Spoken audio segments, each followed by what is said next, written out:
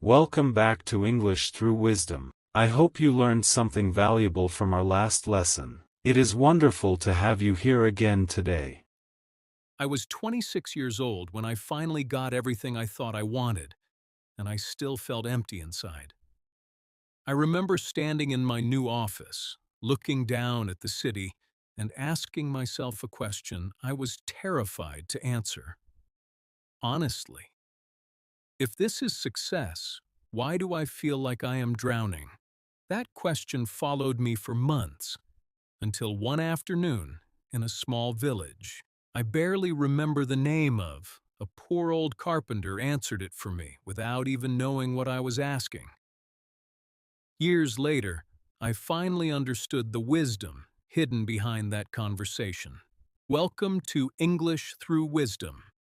Here, we learn English through powerful stories, timeless lessons, and wisdom from cultures around the world. Today, we will discover a story about ambition, humility, and the quiet moment when everything changed. The village of Murano sat in a valley so small that most maps did not bother naming it. Narrow stone streets, a single bakery, a church bell that rang slightly out of tune. I had never planned to stop there.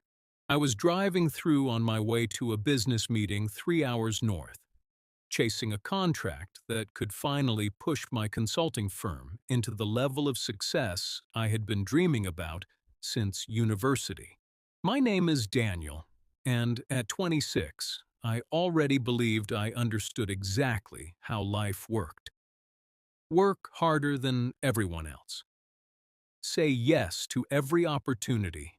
Never show weakness. Measure your worth in numbers, in job titles, in the way people's eyes changed when you told them what you did for a living. I'd built my entire identity around becoming someone impressive, and for the most part, it was working. I had a growing client list, an apartment with a view I barely had time to enjoy, and a calendar so full that rest felt like guilt. My car broke down just outside Murano, on a road with no phone signal and no mechanic in sight. A farmer pointed me toward the only workshop in the village, run by a man everyone simply called Old Thomas. I found him sitting on a wooden stool outside a small workshop, sanding a piece of oak with slow, patient strokes. He was maybe 70 years old, with hands that looked like they had shaped 1,000 pieces of wood, and clothes that had clearly been mended more than once. The workshop behind him was modest. No machinery beyond the basics, no sign advertising his skill, nothing that suggested wealth or ambition in any form I recognized. And yet, something about him unsettled me. He was humming quietly to himself, completely absorbed in his work, with an expression of contentment I had not seen on anyone in the city, not even the wealthiest clients I worked with. "Car trouble?" he asked without looking up, his voice calm and unhurried. "Yes," I said, still catching my breath from the walk. "I need a mechanic. Is there one nearby?" "Marco, 2 streets down. But he closes for lunch soon. You may need to wait until this evening." He gestured toward a second stool near his. "Sit, if you like. No use standing in the sun." I hesitated. Every part of me wanted to argue, to insist there had to be a faster solution, because waiting felt like losing time I did not have. But there was nothing else to do, so I sat. For a while, neither of us spoke. He continued sanding the wood, unbothered by the silence, while I fidgeted with my phone, checking messages that could not be sent without signal. Eventually, unable to bear the quiet any longer, I asked the question that had been sitting uncomfortably in my chest since I arrived. "Can I ask you something? You do not seem to have much. No car, from what I can see. A small workshop, simple clothes. But you seem happy. Genuinely happy. How is that possible? He set down the piece of wood and looked at me for the first time, his eyes sharp despite his age. That is an interesting question to ask a stranger, he said, not unkindly. Tell me first, what does happiness look like to you? I answered without thinking, the words spilling out as if I had rehearsed them my whole life. Success, money, respect, building something people admire, proving that I am not just ordinary, that I matter. He nodded slowly, as if he had heard this answer many times before, from many different young men. And have you achieved these things? Some of them. I am building a company. I have clients who respect my work. I am on my way to a meeting right now that could change everything for me. Then you must be very happy, he said.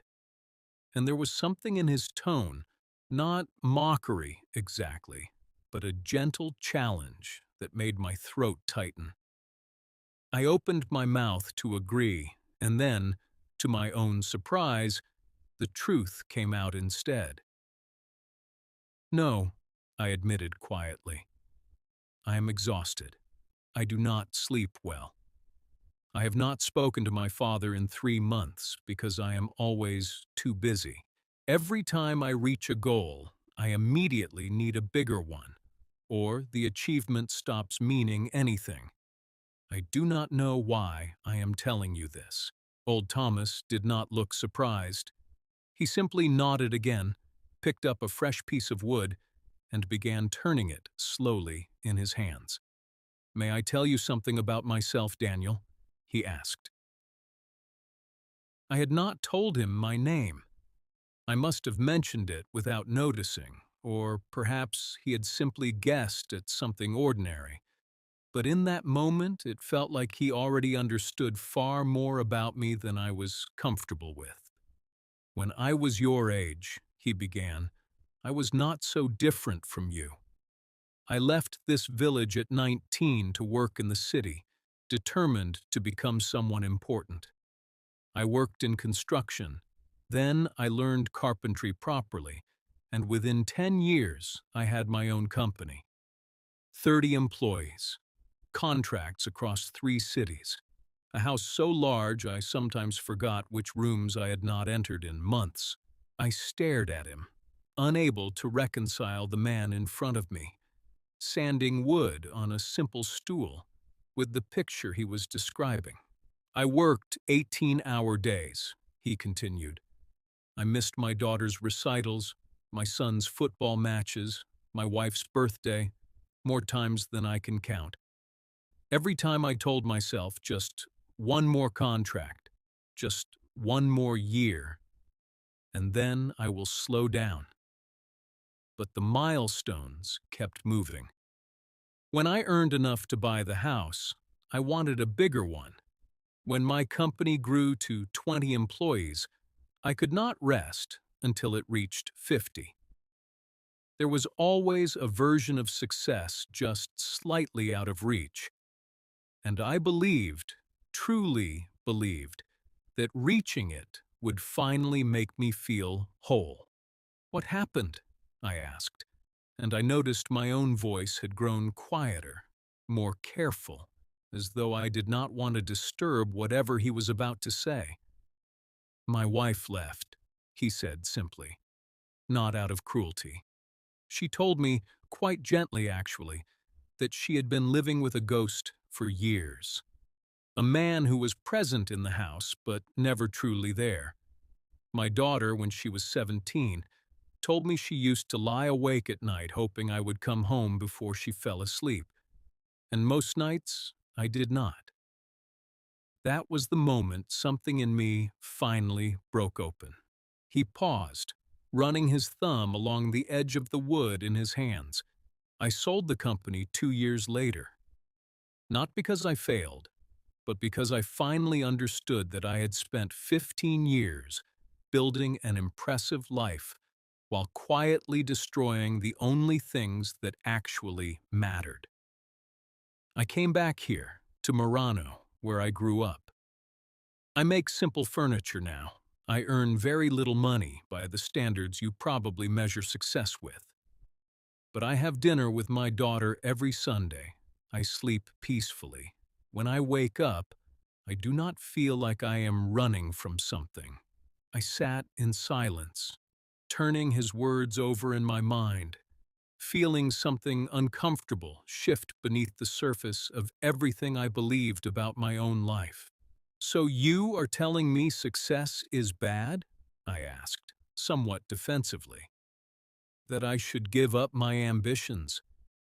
"No," he said, and for the first time he smiled.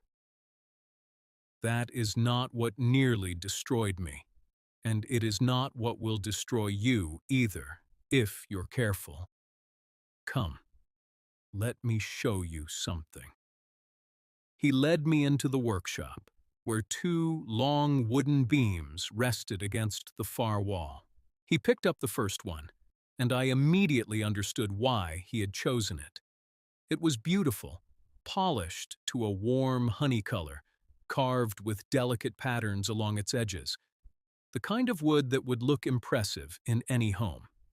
"Look closely," he said, and turned it slightly, revealing a section near the center where the wood had darkened and begun to crumble. Rotten inside.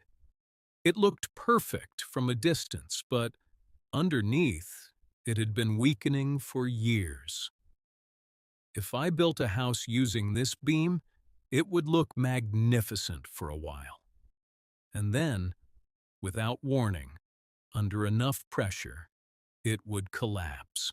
He set it down and picked up the second beam, plain, unpolished, with no decoration at all. The kind of wood I would have walked past without a second glance. "This one is not beautiful," he said, "but it is solid all the way through. No hidden weakness. It will hold weight for 100 years without complaint." He looked at me directly. "If you were building your own home, Daniel, which beam would you trust to hold up the roof over your family's heads?" I did not need to answer. The meaning had already landed, quietly and completely, somewhere deep in my chest. "Most people," he continued, setting the plain beam down gently, "spend their entire lives decorating the roof. Better titles, more money, a more impressive appearance to strangers who will forget them within a week. But they never check the foundation. Humility, patience, honesty, gratitude, kindness toward the people who actually stay in your life. These qualities do not look impressive on the surface. Nobody applauds you for being patient with your father, or honest when honesty costs you something, or humble enough to admit you are exhausted to a stranger on a wooden stool." He picked the beam up again and held it out toward me, as though offering it as a gift, though I understood he meant something else entirely. "But without that foundation, Daniel, everything you build eventually collapses under its own weight." I did not fail because I was ambitious. I failed because I built the roof first and never once checked what was holding it up. We sat together for nearly 2 more hours until Marco the mechanic finally arrived. Old Tomas did not lecture me further. He asked about my father instead, genuinely curious, and listened. Really listened, the way almost no one in the city ever had time to. By the time my car was ready, something in me had quietly rearranged itself, though I could not yet have explained exactly what. Before I left, he walked me to my car and said one final thing, a sentence I have carried with me every single day since. Don't build a life that impresses strangers while disappointing your own soul. I did not receive a contract, a business tip, or a shortcut to success that afternoon. I arrived at my meeting 3 hours late, and I nearly lost the deal entirely. But I left Murano carrying something I had been missing for years without even realizing it. A new foundation for the life I actually wanted to build.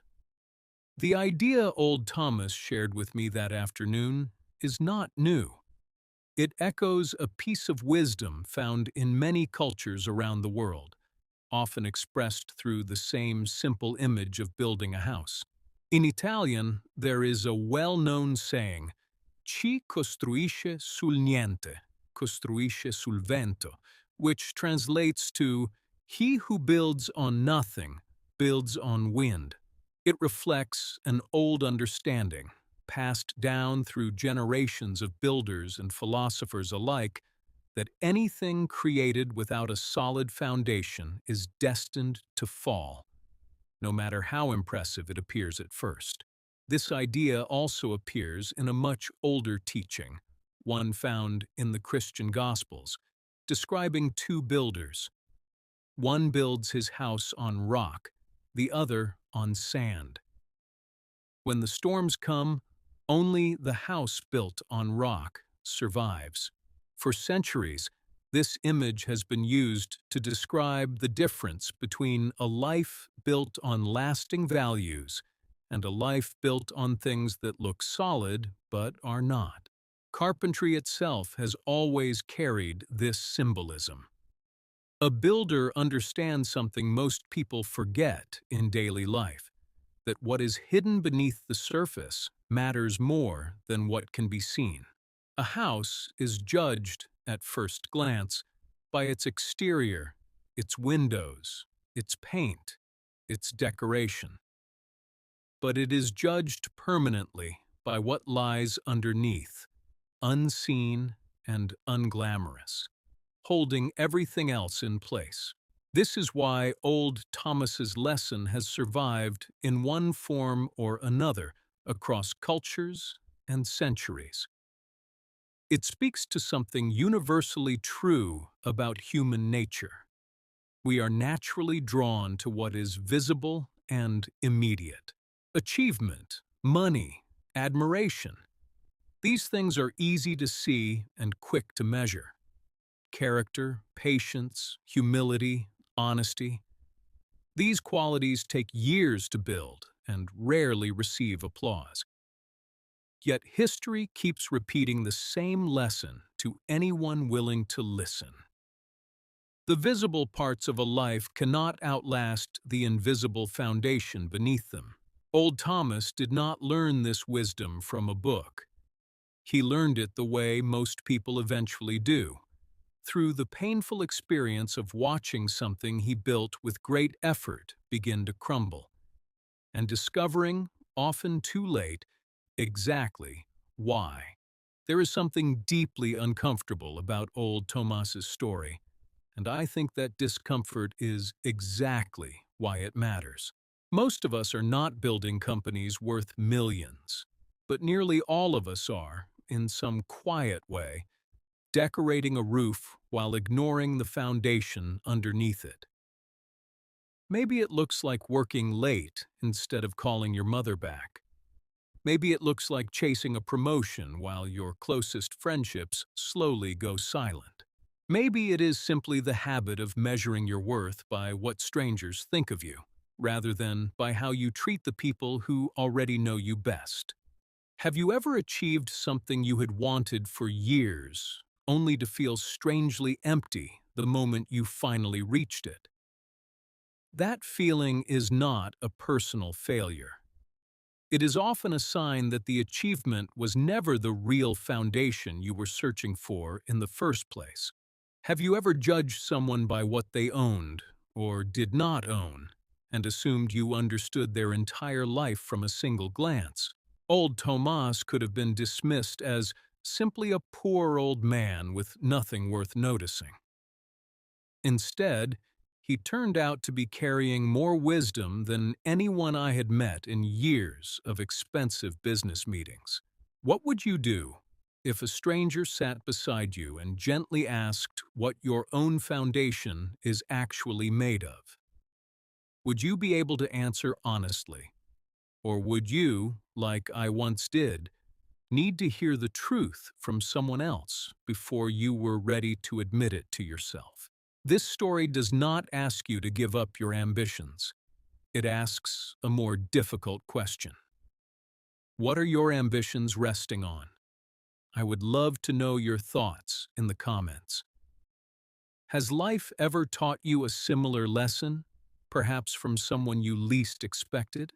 Let's review 12 useful words from today's story, all excellent for everyday English communication. Ambition, a strong desire to achieve something, especially success or power. Her ambition was to open her own restaurant one day, exhausted, extremely tired, both physically and mentally.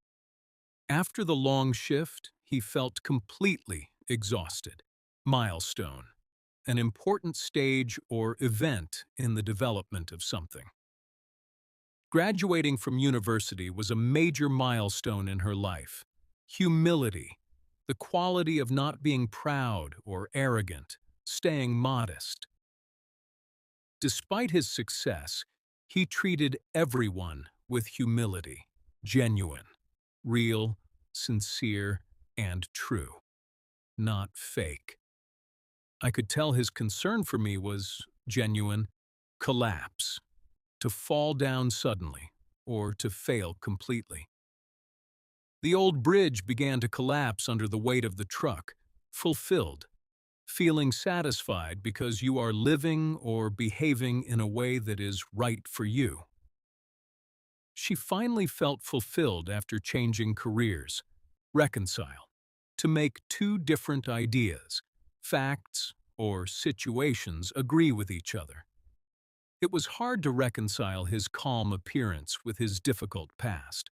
Foundation, the basic structure or ideas that something is built upon. Trust is the foundation of every healthy relationship. Modest, not too large, expensive, or extravagant, kept simple. They lived in a modest house near the coast, absorbed, completely focused on something, giving it your full attention. He was so absorbed in his work that he did not hear the phone ring, unsettled, feeling anxious or uneasy, not calm. Something about the empty house left her feeling unsettled. Repeat this paragraph aloud after listening. Focus on rhythm, pronunciation, and natural intonation. I did not receive a contract, a business tip, or a shortcut to success that afternoon. I arrived at my meeting 3 hours late, and I nearly lost the deal entirely. But I left Murano carrying something I had been missing for years without even realizing it. A new foundation for the life I actually wanted to build. Today we met a poor carpenter who had once lost everything chasing success, and a young man who almost repeated the same mistake without realizing it.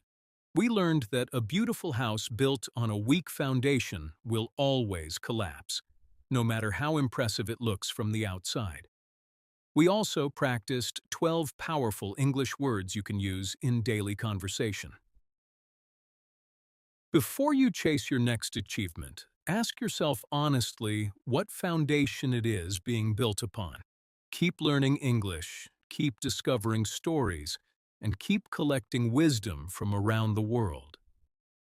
If you enjoyed learning English through this ancient saying, don't forget to like, subscribe, and share this video with someone who might need this wisdom today. Until next time, keep learning English and keep collecting wisdom from around the world.